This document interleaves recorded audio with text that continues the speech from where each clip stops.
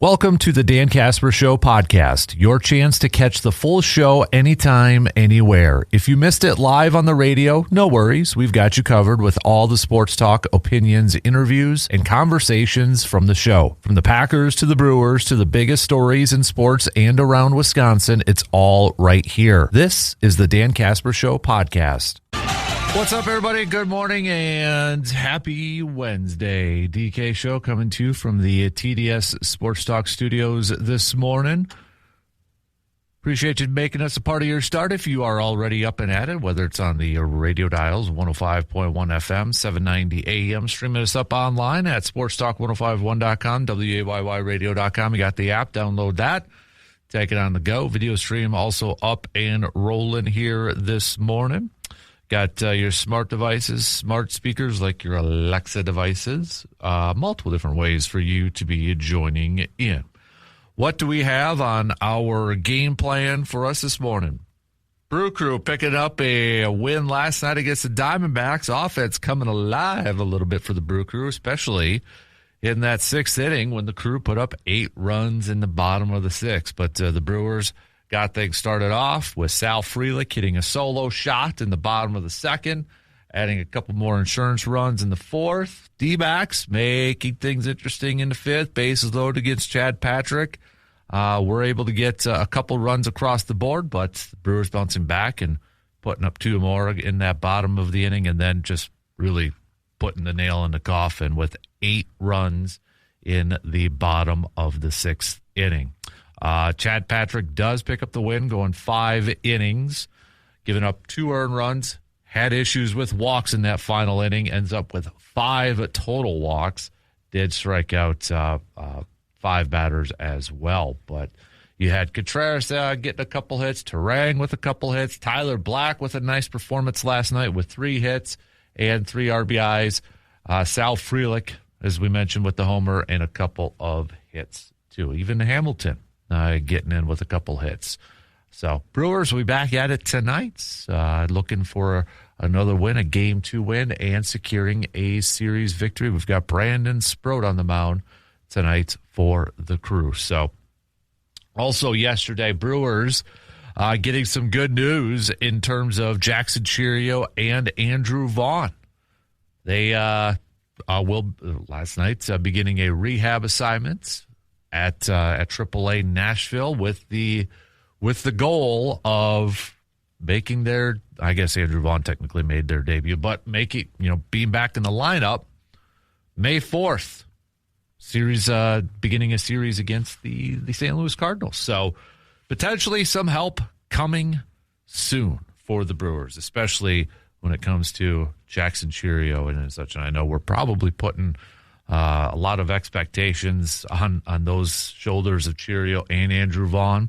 And remember, Jackson Cheerio hasn't even played yet this season. So, but nonetheless, Brewers could definitely use those guys coming back in the lineup. So, some good news coming down the way here for the Brew Crew. So, we'll talk some Brewers, take a look back at last night's win, and look ahead to tonight's game.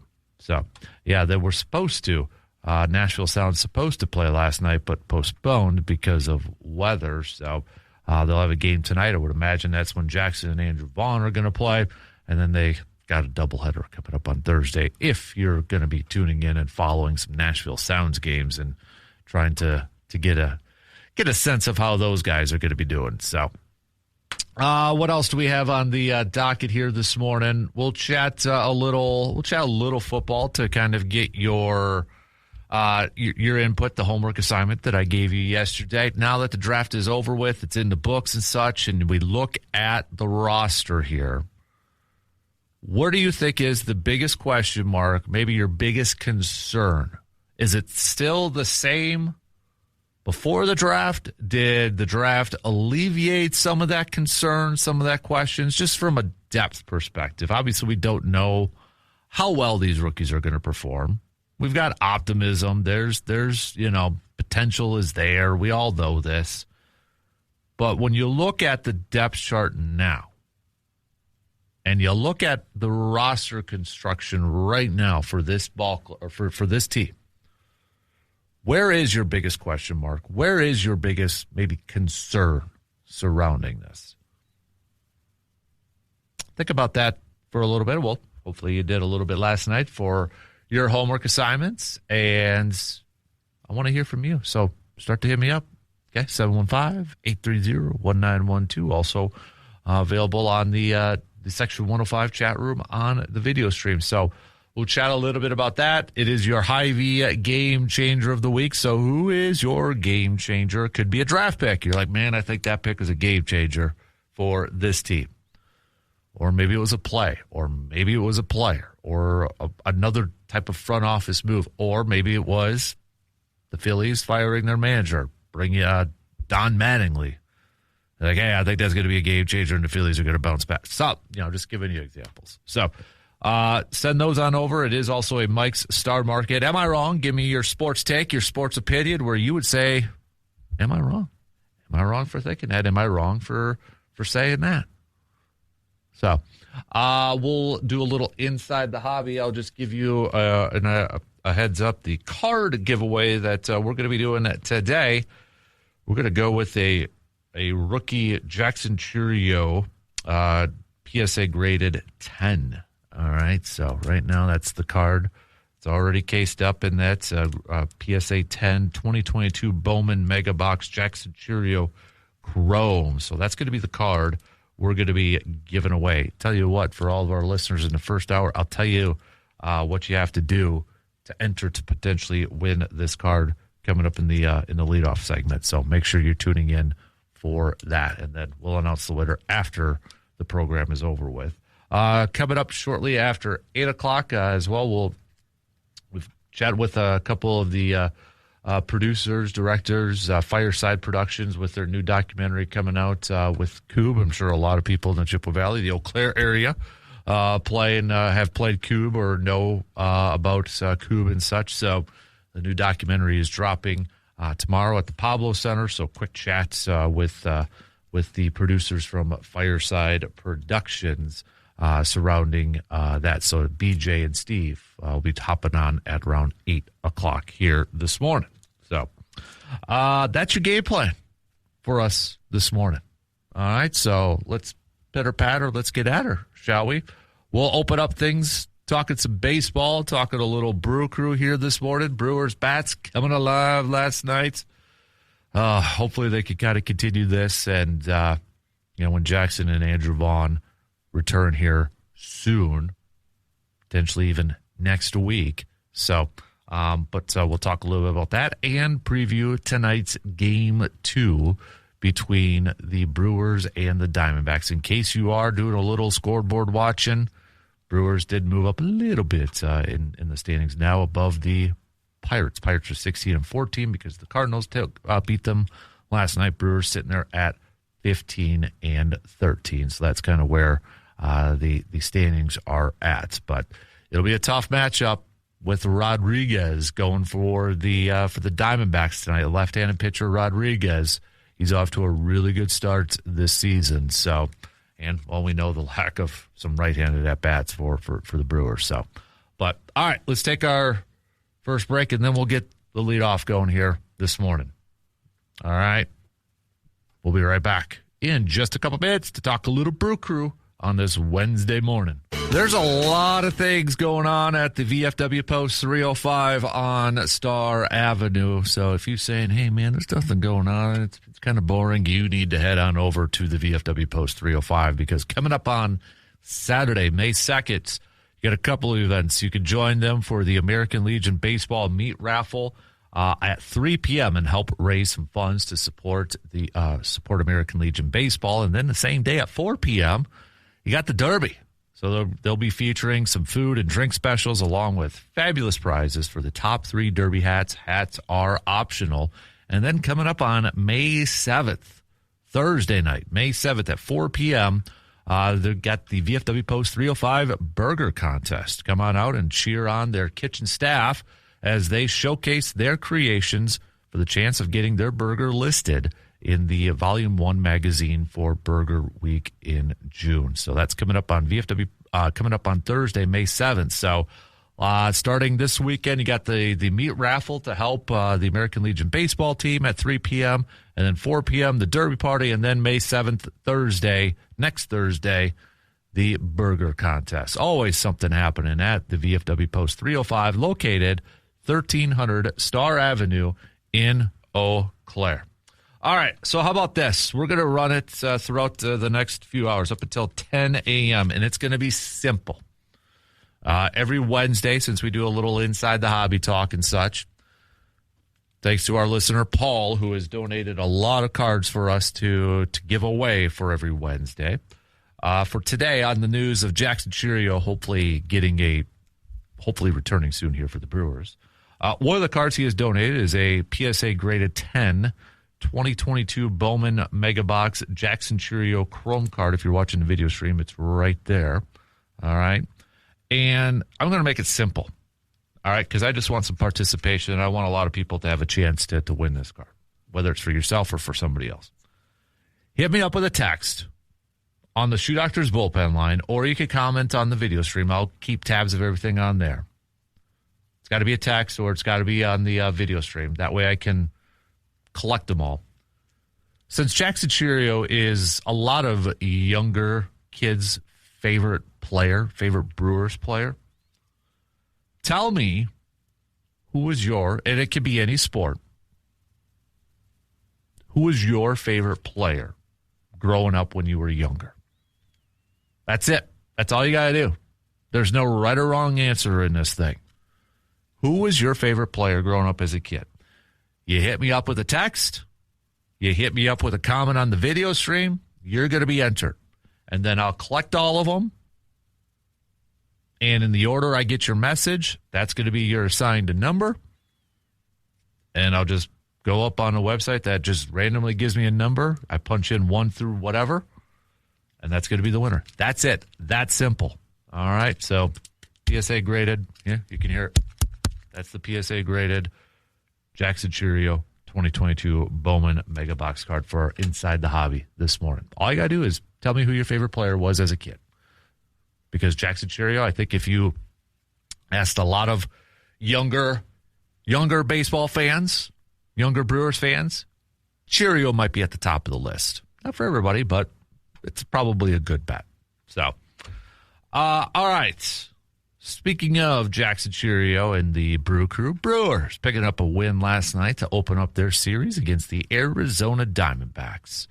Nice win for the Crew. Nice way. Hopefully they'd stay some runs for tonight and the rest of the series, all right? You know, not the only one who was probably thinking that last night.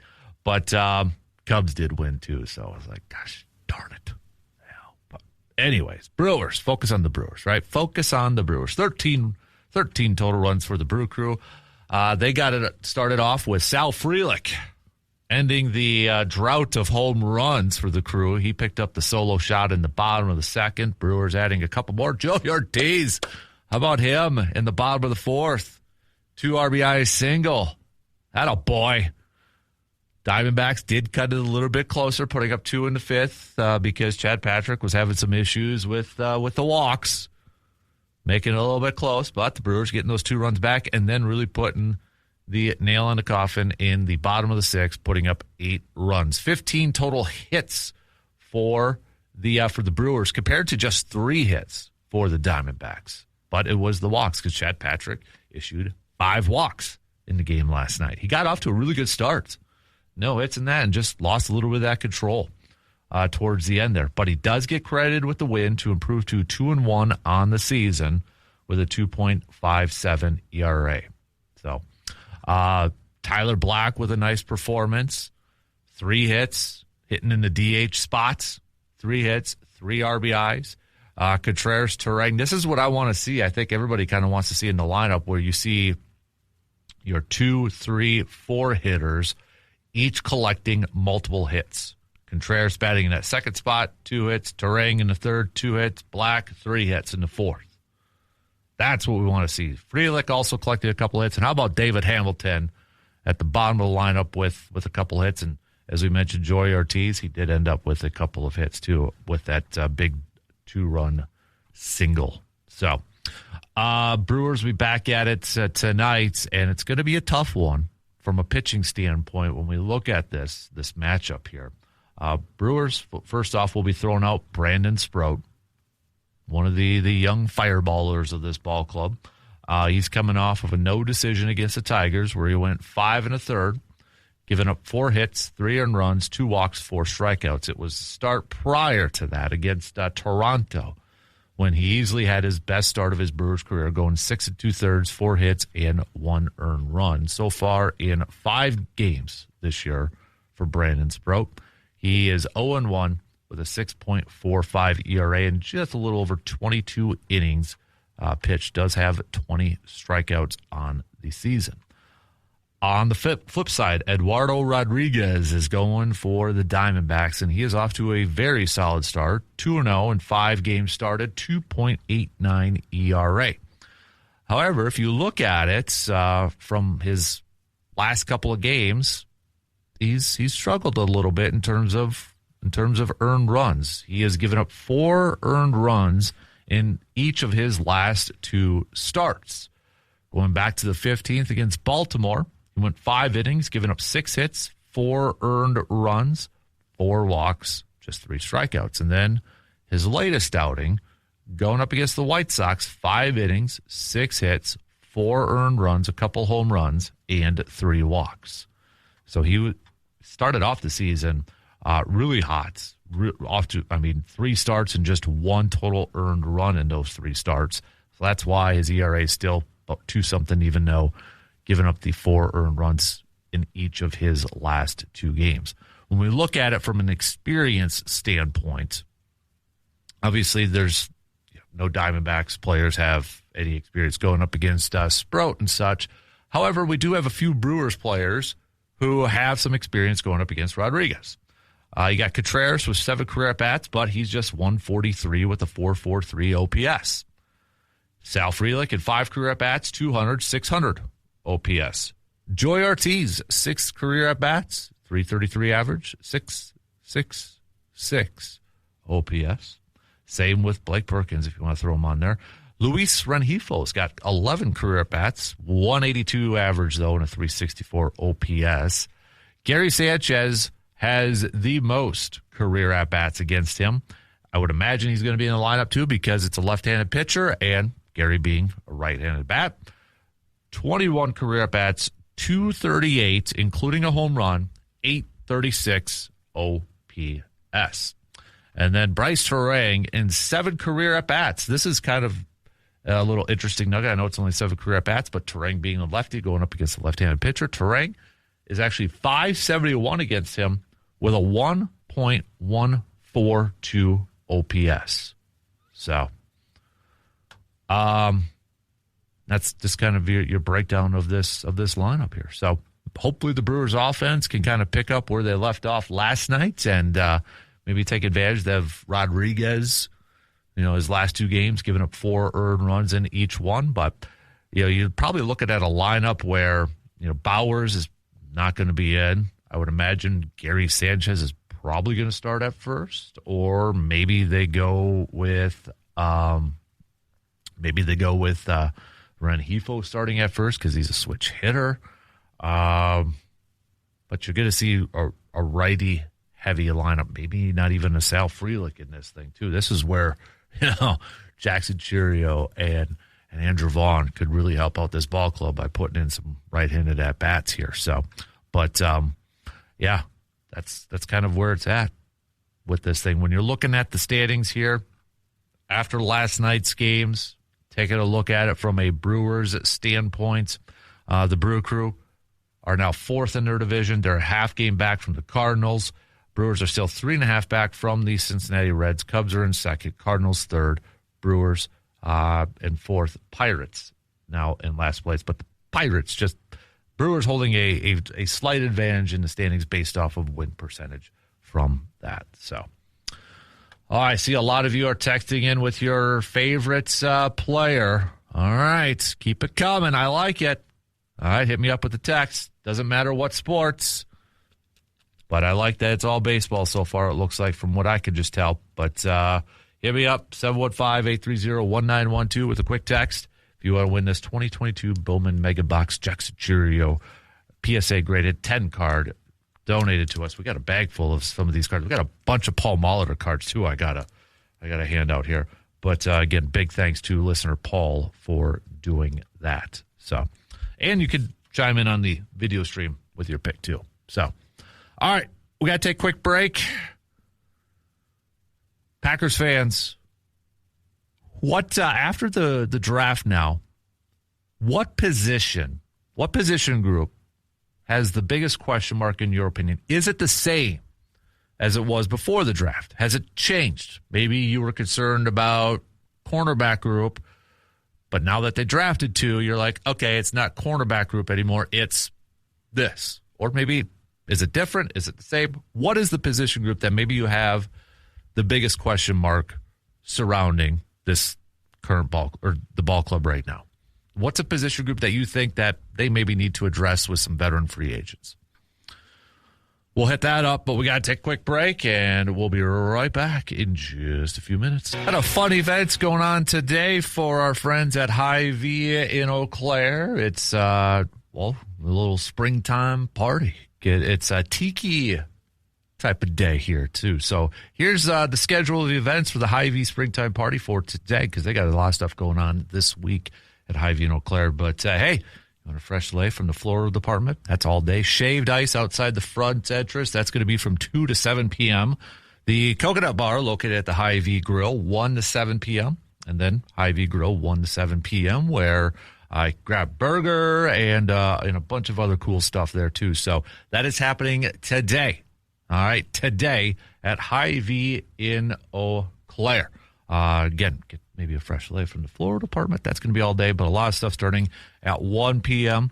And, oh, man, shaved ice actually sounds pretty good, too. So that'll be going on until 7 p.m. tonight.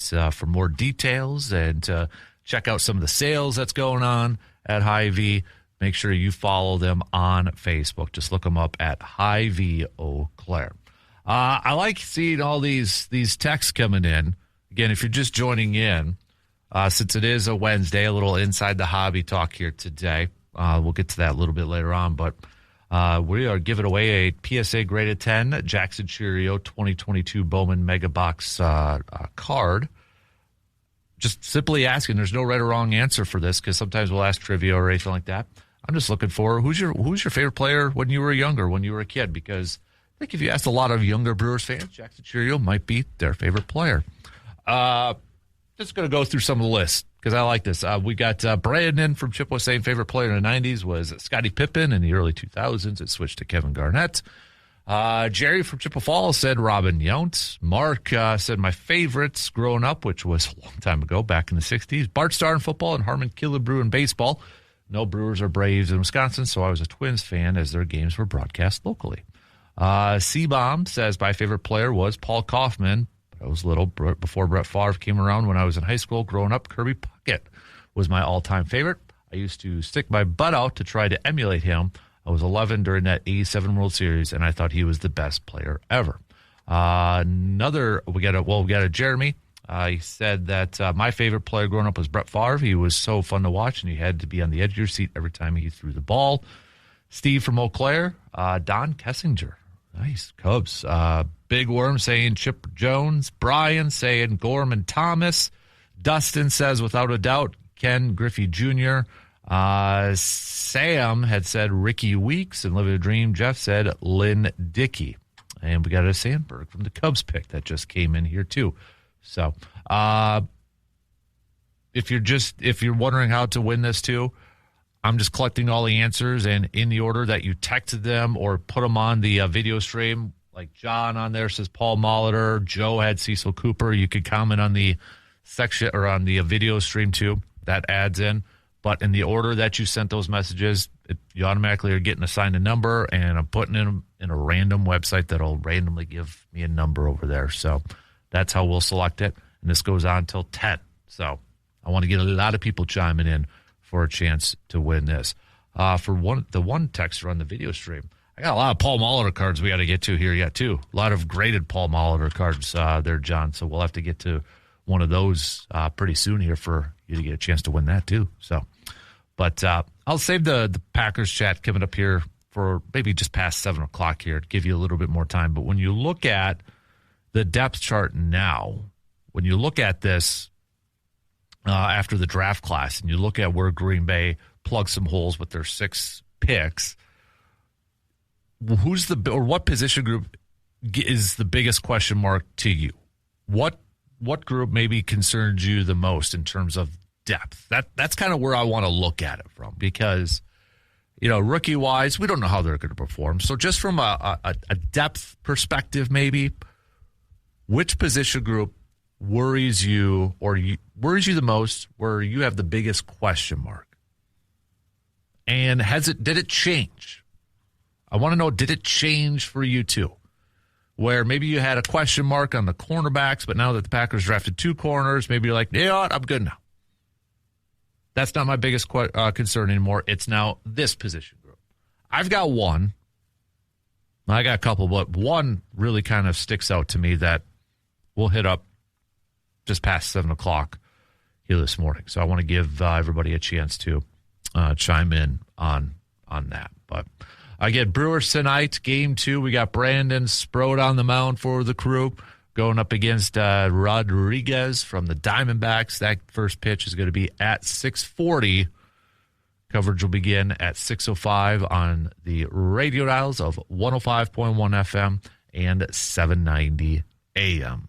So, Brandon Sproat, again, kind of looking at his last couple of starts here. Going back to the 16th against Toronto, easily his best start, going 6 2/3, 4 hits, 1 earned run, 6 Ks. Detroit, 4 no decision, 4 hits, 3 earned runs. What does Brandon Sproat have in store for the Crew tonight? That's going to be the big question there. And can the offense give him enough run support? But before the game started yesterday, too, some of that positive news that help is on the way. How many of you? I did it. Mrs. Doubtfire, help is on the way, dear.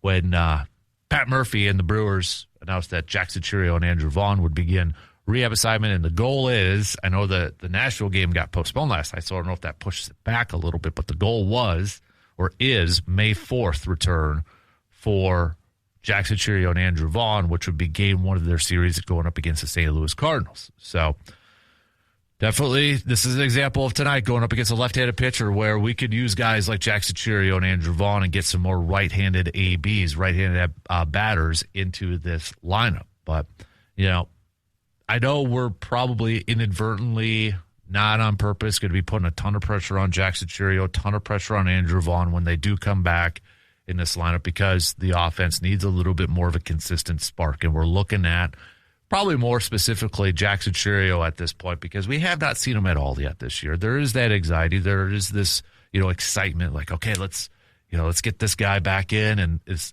instantly is going to help boost our lineup and such. And you know what? Might take a little bit for him to get into a little bit of a groove, because he hasn't played baseball in a while. He hasn't played at all for the Brewers yet this year. Last he played a little spring training in that, but World Baseball Classic, but remember, it was opening day when it was announced that he was going to be on the injured list. So it's been over a month. So we might have to be a little bit patient. Obviously, I think we all want Jackson Chirio to come out and just start raking all over the place with his bat in that, but it might take a little bit to build up. So I'm trying to keep the expectations in check. I know it's hard as a fan. It's hard for me too as a fan to kind of keep that into check, but we got to do that with Jackson when he does come back. But hey, if he's going to start off hot and he's going to start to hit home runs and continue to get on base and be this RBI machine, I won't complain about that either. I don't think anybody would complain about that. So, but I am curious when he does come back, though, how the lineup will look in terms of like Terang and Contreras. Does he put Chirio? I think, is Terang the leadoff? Is Chirio the leadoff? I think, honestly, it might be Chirio the leadoff, Terang at 2, Contreras at 3. They've been putting Mitchell kind of at the leadoff spot here a little bit. I think fully healthy when Yelich is back in that too, it might go a little. Then I wonder if they go lefty, righty, lefty, righty. Terang, Churio, Yelich, Contreras. But we'll get to that point when we get to that point. So, all right. We got to take a quick break as we start to wrap up the first hour. Keep those picks coming in. All right. Keep those picks coming in. Who is your favorite player? I don't care what sport. But who was your favorite player when you were younger, when you were a kiddo? All right. Who is maybe the player that you try to emulate? I'll be honest. Frank Thomas was probably, if I keep it from a baseball, Frank Thomas was probably my first favorite baseball player. The Big Hurt. That's probably where I would have to go. I had a White Sox hat. I don't know why. I can't remember why. Maybe it was because White Sox games were on TV, not as much as Cubs. You know, I grew up where the only games on TV were the Braves because of TBS, TNT, or Cubs on WGN. Don't know. I can't remember why it was Frank Thomas, but I probably got the hat at Kmart in Medford. I know I got a Marlins hat. I remember getting the Marlins hat from Kmart in Medford. But, yeah, I had a White Sox hat, and I ended up being like a Frank Thomas fan for a while. Maybe, honestly, I think it was because when I was playing T-ball and Little League for the Whittlesey Lions, I think it's because I played a lot of first base, and that might have been the reason why I ended up being a Frank Thomas fan. But anyways, send those on over, okay? We'll take a quick break, and we'll wrap up the first hour. First quarter's already coming to a close. We'll be right back in just a couple minutes. Get your vehicle ready for some long road trips this summer. Maybe it's for a little vacay. Maybe it's taking the kiddos to all their tournaments and such. And you can get ready for that with the help from AJM Automotive Services. 2 locations in Eau Claire, Brackett Avenue, 1919 Brackett Avenue, 1627 Bellinger Street. And going on right now is their spring special for only $199.99.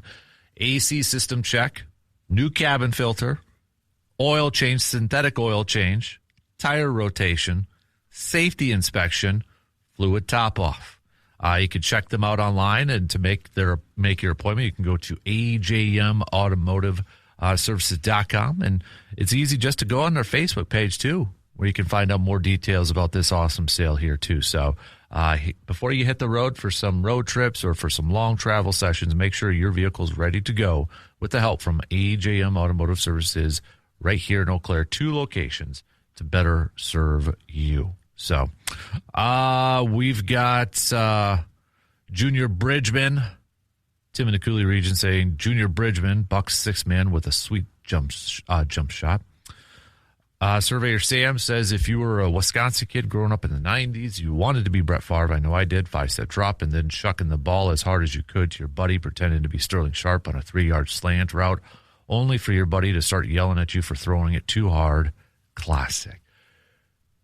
Do kids, I know kiddos still play recess and that, but man, I think about some of those days and pretending to be your sports idols. Survey, you just gave me some flashbacks of playing football or basketball at recess, or playing baseball at your friend's house in the summer. The big old pine tree was probably the catcher, and that was the strike zone, right? Playing 1v1 baseball with some Nerf baseball bats and Nerf baseballs.